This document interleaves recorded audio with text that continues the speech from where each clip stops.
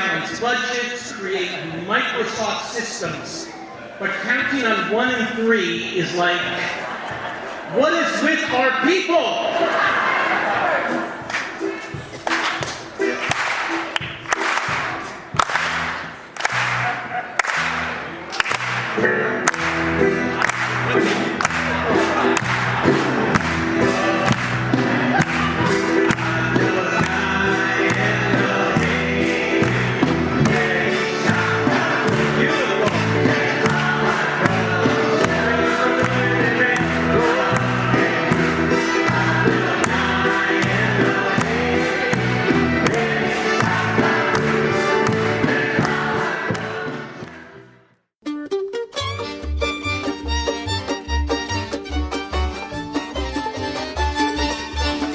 This is the Book of Life. I'm Heidi Rabinowitz. Craig Taubman is a longtime star in the world of American Jewish rock and roll. Mostly Kosher is an up-and-coming gypsy rock klezmer band whose tagline is, "Word to your bubby." In spring 2019, Craig Taubman brought along Mostly Kosher, and together they put on a foot-stomping concert at Congregation B'nai Israel, the home of the Book of Life podcast. That gave me the chance to grab this interview, and even to include the voice of our cantor's daughter Aria. Here's your chance to be a fly on the wall in the green room before the show. So I'm here with Craig Taubman before the wonderful concert that we're very excited about here at B'nai Israel, and having a little bit of lunch. And I wanted to ask you, on your website, you have this great tagline. It says, Craig Taubman and Craig & Co., or do you say Craig & Co. or Craig & Company? Craig & Co. or Craig & Company. Okay. It says, Craig Taubman and Craig & Company are about impacting the world one event, song, inspiration, and ripple at a time. So tell us how one song can change the world. Here's what I say about music. I don't know who told me this, but the voice is right in the middle between your head and your heart. And your heart doesn't speak and your mind doesn't speak, but your voice speaks. So I think music is just a centering force. We got a 10 from the Russian judges and a 9 from Romanian judge on that one. That was pretty good. Well, so we've got band members sitting here with us. Do you guys want to add anything to that about how one song can change the world? I think that music is the greatest equalizer. Another thing that Craig does is does a lot of outreach work. He brings so many different cultures together, so many religions together. The beautiful thing is that you take someone from the most impoverished background and someone from the wealthiest background and you stand them shoulder to shoulder and you have them sing the same note to create a beautiful unison together. So I think that it's about the songs that maybe spread around the world that everybody learns, or just the sounds that everyone's familiar with. And then when they get to sing together, that alone is miraculous. That's powerful. I played with many, many musicians for many, many years, but when I was asked to come and do a couple of shows on the road, I haven't traveled in a very long time, and I wanted to give their band, which is called Mostly Kosher, the opportunity to sing in front of an audience. And the other joy for me is that James Fuchs and I have been friends for probably going on, 12, 13 years? Mm-hmm. Pretty darn close. And James hasn't toured with me because I haven't been touring, so just to be back with James and the Mostly Kosher group, this is Liav Sofer. I play piano, accordion, and clarinet, but I'm also the singer for Mostly Kosher. I'm Janice Mautner-Markham. I play violin in Mostly Kosher. I'm Eric Hackstrom. I play drums in Mostly Kosher. James Fuchs. I'm playing bass. What is your most popular song, and why do you think that is? Why don't you guys, what's my most popular song? My kids know Hashki Venu. They grew up in Temple singing all of Craig's tunes. So I would say for them, that's one of their favorites and one they're most familiar with. Or they would say that's what his most famous song is. But you ask different people, there's so many songs that have become popular that Craig wrote. I also did a lot of kids' music. I was with Disney for many years. Yeah, I was going to ask you about that. So I wrote all the music for Toontown, and most people probably don't leave humming it, but that's my music. I wrote the Haircut song that was very popular. Why, I don't know. You know what? It's actually an interesting thing, because if I knew, then I'd just keep on writing those songs. Right. It's not a science, right? Right. It's art. I've always wondered that, if you could, put a stethoscope on a song or x-ray a song and say, oh, well, what you do is you put this here and you do that there and this. Can't do it. Right. What is your own favorite of your own songs? I would have to say right now, Yedid Nefesh. It's just, I don't know.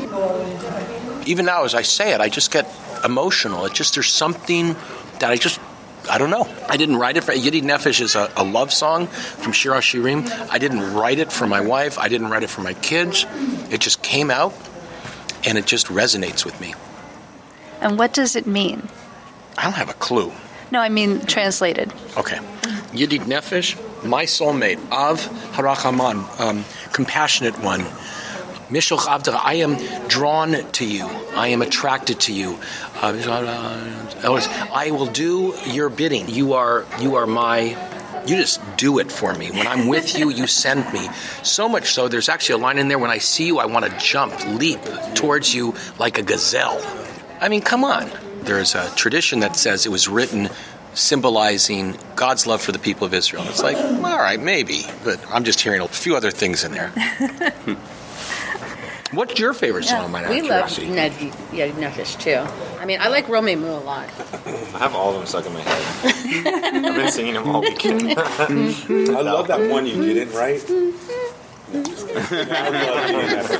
I love Yedid Nefesh. Yeah. It's my favorite song too. Mm-hmm. So you asked the question earlier. Yeah. What's your favorite song and why? Can you guys break it down? Like, if you have favorite songs, of mine or anybody, like, do you know why a song is your favorite? I feel like it depends on, maybe the time in your life and how it hits you emotionally. Yeah. There's some great songs that, you just hear at a certain period of your life and your emotional state or whatever, and it just sticks with you and you don't know why. It's kind of hard, but if you feel it, then you just go with it, Hey, Book of Life listeners, Heidi here. I interrupt this podcast with an important announcement. I'll be hosting a Book of Life live show in Woodland Hills, California, near Los Angeles, on June 17th, 2019, at 5:30 p.m., as part of the Association of Jewish Libraries' 54th Annual Conference. Guests include Joni Sussman of Carbon Publishing and author/illustrator/musician Barney Salzberg, famous for his book Beautiful Oops. The live show is free. Conference goers get in automatically. All others must RSVP by June 10th to be admitted. Email me at bookoflifepodcast@gmail.com for details. And now, back to your regularly scheduled podcast. Tell us about the Pico Union Project.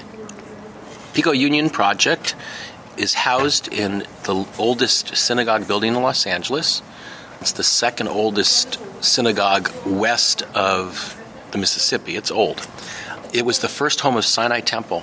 And Sinai Temple is where I had my bar mitzvah. I got married there. I started something called Friday Night Live, which was an alternative Shabbat service with Rabbi David Wolpe.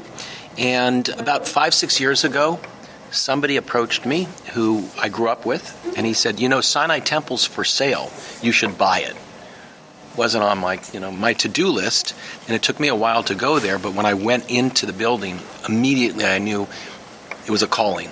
It's stunning. It has stained glass to die for. On either side of the building, these huge stained glass with Stars of David. It's stunning. Beautiful wood, an organ, a pipe organ that was built in 1909, okay, that before there was electricity in the building. When I bought it, I wanted to make it into a performing arts space. Make it a space for my friends with great food, great music, great bar. And I asked my daughter, who was at Pitzer School of Community Organizing, I said, what would you do? And she told me it was a wrong question. You have to ask the community what they want to do if you really want to be part of the community. And so it took us about 6 months for the community to feel safe with us. We asked some questions, and it wasn't a bar. It wasn't another venue. They wanted a safe place to gather. And so now we followed their lead, followed their suggestions. We're home to 6 different faith communities. There are 2 Latino churches. There is a Korean church. There is an African-American church. A mosque meets there, and a Jewish community meets there. So today, there are 4 services that are taking place, and there's a program later tonight. The services start at 8 o'clock and end at like 5 o'clock. today because it's a Sunday. Right? Yeah, it's a Sunday. But they also meet midweek.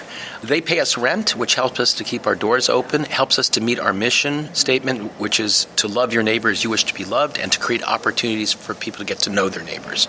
The other way we get to know our neighbors is we distribute 10 pallets worth of food. The way we show the community love is by distributing free, fresh produce. We do cooking classes because nutrition is a huge challenge in that community. Diabetes is rampant. We do yoga classes, art classes. That's all part of a program called Vida Sana, which means healthy living, which is really challenging when you don't have the means to live healthy. We're in a food desert. There is no grocery store within 3 miles. There's the Ritz-Carlton 2 blocks away, but there's no grocery store. Where I live in Studio City, which is about 10 miles away, there are probably 5 or 6, 7 grocery stores.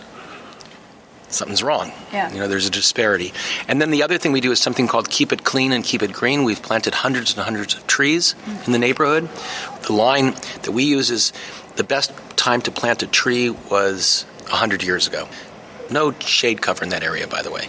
It's another problem. There have been studies that say that the demise of civilizations has been when the tree canopy in that place was destroyed. You've heard of scorched earth policy. Right. That's essentially what that is. Take away somebody's trees, it's their future, it's their roots, it's their whatever, but you should ask these guys questions. Well, actually, I would like to know about Mostly Kosher, if you can give me sort of an overview. Mostly Kosher, we're based in Los Angeles area. When I was in university, I went to play piano for a wedding gig. I always say to people without Yiddish words, musicians wouldn't have a gig because we schmoozed after the gig and met people, and someone met me, and I was a clarinet major, and she said, "You play clarinet and you're Jewish?" And I said, "Yeah." She says, "You must play klezmer." And I've never played klezmer in my life, but I said, "Of course I play klezmer." And she's like, "Oh, you must have a klezmer band." And I said, "Of course I have a klezmer band."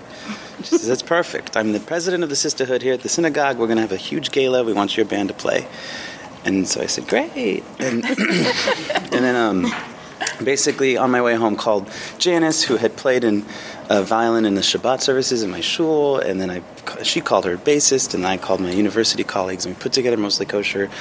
Didn't know what we were doing, but just like any recital in university, you just study it, you study the language, you study the translations, you put on the recital, and it was very successful. And from then we just got more work and mentors, and Craig was one of them, who always gave us opportunities and still does, as you can see, in LA to help us grow. Now we're at a place where we're proud to say we were the first Jewish cultural band to do klezmer and Yiddish music in the Disneyland parks, and we had a residency for Hanukkah there 3 years ago, and then we franchised that same Mostly Kosher show to Epcot, so we were here in Florida.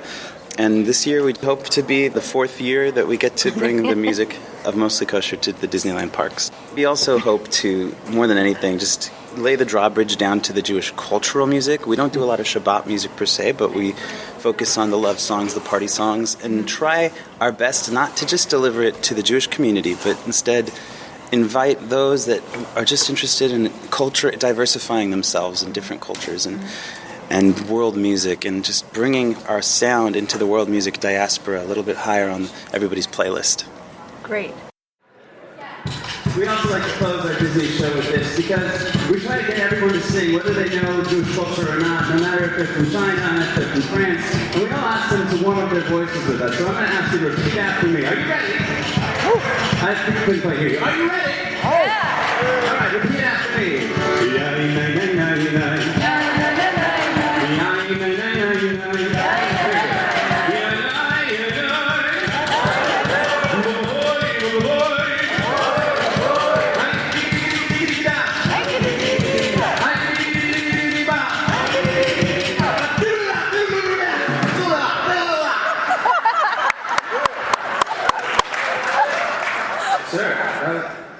I think he's in the band. What do you guys say? So this brings me to a question that actually I'll open up to all of you. What action would you like to invite listeners to take to help heal the world? Take a risk and go into neighborhoods you don't normally go into. Find out where people need help. Find out what the culture is. Go to a museum in an area of the city that you wouldn't normally go to. I think taking artistic risks and life risks are something that people don't normally do. I've been trying to do that with my own family. And I think it can really help bridge understanding between peoples that might be coming from different cultures, different religions, different socioeconomic backgrounds, and that's what I would suggest. Good. Does anybody else have a thought on that? Just to support self-expression. I'd like to see that more in my own life and the world. Our board chair at the Pico Union is an Episcopal priest, and 2 years ago at High Holiday services, I invite him up because I see him in the back. I said, "Hey, Nat, you want to do the closing blessing?" And he said, "Really? You know, it's a High Holidays, it's Yom Kippur." And he said the following 6 words: let go, let be, let come. And I don't practice that at all, but I think I would be much happier, and I think the world would be a much happier place. And I have one more. This is from my Aunt Ruth, my great Aunt Ruth, who's died many, many years ago. She said, God gave us 2 ears and 1 mouth so we'd listen twice as much as we talk, which is great because I'm in the middle of talking. So that didn't... But people are listening to this. That's true. Can I add a music twist on that same thought? There's a great Roger Williams that said the line, "Listen louder than you sing." And I love that line. Just a good line. Good. Is there anything you'd like to add to the interview? What do you think people should do to make the world a better place? And tell us your name. My name's Aryan, and I think that people should stop littering to make the world a better place. Good. I like it. God, that's like a low-hanging fruit. That's like really easy. Yeah, people What a can great- definitely take action on that one right Yeah. away. So good advice. Can you talk about the difference between creating music for children versus adults, if there is a difference? And also, is there a difference in performing for children versus adult audiences? The way I perform, there is absolutely no difference. And I learned to be a performer at camp, you know, as a kid. Kids tolerate very little that's inauthentic. Just write with authenticity, perform with authenticity, be present, authentically present, like really present. Because I think everybody, when they hear music, goes to, come on, that's baloney. Or they'll say, oh my God, doesn't have the best voice, but that felt good. What is your fondest musical memory? Okay, here you go. I've sung at the White House 3 times. I've sung on major shows on television and done some amazing things. I would have to say what I'm channeling right now was singing for my friend Alan when he was dying. Probably one of the last things he heard was my voice. And his family was around, my family was around, and it was a beautiful thing. That is beautiful. Yeah. All right. Is there anything that you'd like to talk about that I haven't thought to ask you? I'm just grateful, Heidi, that you asked us to do this, and I hope you enjoy the show, and I hope the people who listen to your podcast enjoy your show. Thank you. Thank you. And mostly kosher. Is there anything that you would like the listening audience to hear? Just gratefulness to Craig for Mr. Taubman. the Mr. Taubman Scholarship for bringing, young and upcoming Jewish music, both in Shabbat culture and in cultural music world. And those who aren't so young, too. The point is that what a man to give his platform to help see the next generation of music come through, and we're really eternally grateful to him, and the example is right here in inviting us to speak with you as well. So thank you to both of you. Yeah. Thanks for the opportunity. Yeah, thank you for participating. I wasn't actually being that altruistic. I just knew that if it was just my interview, I wouldn't be able to eat. So guys, when you guys were talking, I was like, I'm glad we can help.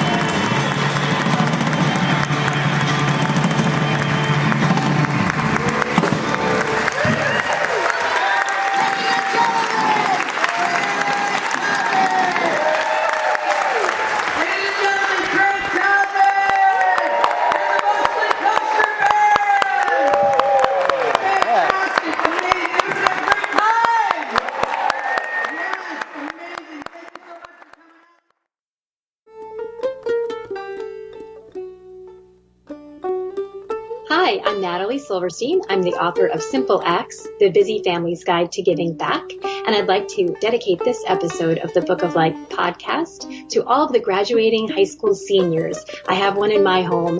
I hope that you all go off to college with an open heart, that you serve others, and that you figure out a way to repair the world.